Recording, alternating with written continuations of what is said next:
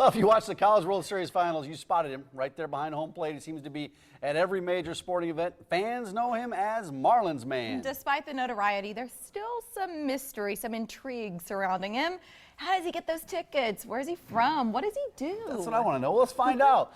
Lawrence is here, Marlins Man. Good to see you, Lawrence. Hi, it's great to meet you. First, I want to say I'm happy to meet you. I've seen you on the internet, and I never envisioned I would be here the same day to meet you when the same animal. Well, not different guys. That was unbelievable. Because he was telling us during the commercial break, he saw our clip that went viral with the skunk. Yeah. Yes. So that's it's so full you got to know circle. us. I was actually in New York during the MLB playoffs, and my birthday is October 13th. And this happened right around then. So I was like, what? Is that skunk really doing that to those people?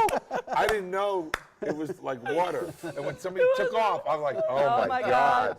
I love that You didn't realize how that went everywhere. I'm literally in New York City, and they're showing that on the talk shows on Tuesday. Mike, you're a star. We got another one to show you. We'll show you that at the next commercial break. Okay. There was a sandcastle. But there was a thing. Let's talk about you. How did this all get started? Had you been traveling to different games around the country, or how did you build this fame? I mean, out of your hobby. This never was planned. I didn't sit there with a little outline of what to do. It just happened, like the kid on TV who was staring into the camera, and they're like, well, how'd you plan that? He just said, I was looking at the remote camera. It just, this world of internet and social media just made me the Where's Waldo of the internet. That's what I've become. But I didn't find out about you on social media. I kept watching you, and I'm like, who's the guy in the orange shirt at a Royals game or whatever it was? Okay. And then I would see him at a different game, and so I learned of you just by watching sporting events, not through social media. I have been taking people with me to events for decades, either people who sent me cases as an attorney or friends. And then about 4 or 5 years ago, the Marlins changed into orange. And when I wore this to a Miami Heat game, and the Miami Heat won, people say, keep wearing it for good luck. And I wore it for 3 games, and they won. And then the girl I was dating said, I'm not going out with you if you wear that ugly shirt for dinner tonight. So I didn't wear it, and the Heat lost. Oh. Right. And all the people and all the media blame me. Yeah, Not Dwayne Wade, not LeBron James, not Chris Bosh. It's that guy in orange fault. So I wore it again, and they went all the way, and they won their first championship against OKC Thunder. Yeah. And that's how it started. That's how you mentioned just now being an attorney. Do you still practice? How do you Every day. have time? Luckily for me in Florida, we are internet-based, and all of our motions, our pleadings, our pre-trials are e-filed. And I read every day in the hotel, in the airplane, motions and things, and I respond. In the old days, we used to get stacks of phone messages. Now I might get 500 emails a day, and I'll either respond to myself or delegate to my staff which ones to respond to. So I really am like a road warrior, and I'm really the first person I've seen who's taken his work. And I worked this morning for about 3 hours before I came here, responding to emails that came in overnight. How do you get these amazing seats right behind home plate or right behind the bench at the finals? How do you get these great seats? I've been doing it a long time, so I have a database who has the seats. The first time I go, You have a it's database? tough. Yeah, a database. But the first time I go, it's tough. Oh, there we go. You forgot about that. Having the time of your Yeah. life. Is that the Derby? Which one That's is the that? Preakness. That's the Preakness. The owner of the Preakness is one of my friends, Frank Stronach, and he asked me to is. go and have fun. So he put me at the finish wire, and that's become a thing. And there's the World Series. Yeah, of course, in this part of the country, we were really pleased with the result With the last year. Royals. Yeah, Yeah. in fact, my husband met you. And the NBA Finals. NBA Finals. There's Kerr right in front of you. Yeah. My I husband always was told at him to sit down. You're blocking my view.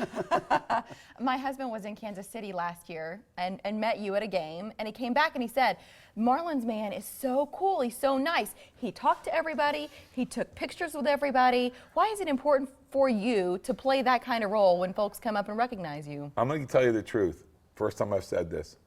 I was sick and tired of negative news. I was seeing a missing airplane, the Ebola scandal, this attack in Parliament, and I said to my staff, nobody ever has any good news. And they said, you're good news. I went, me?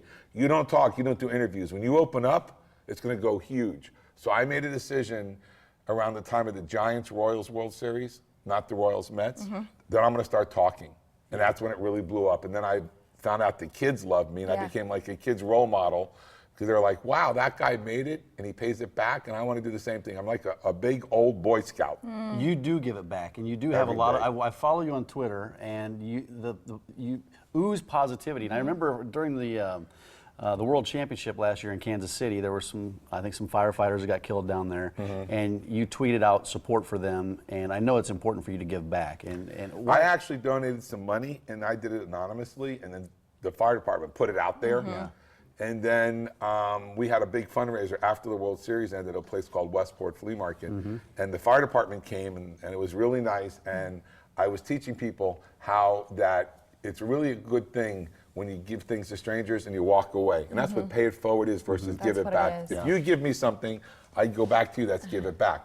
Give it to strangers. That's what I like. Well, you are going to be not just at the College World Series, Yes. but the Storm Chasers brought you in. Let's talk about this shirt to real meet quick. up. This is awesome. This is the only one an orange Storm Chaser shirt. How rad is that? Wait.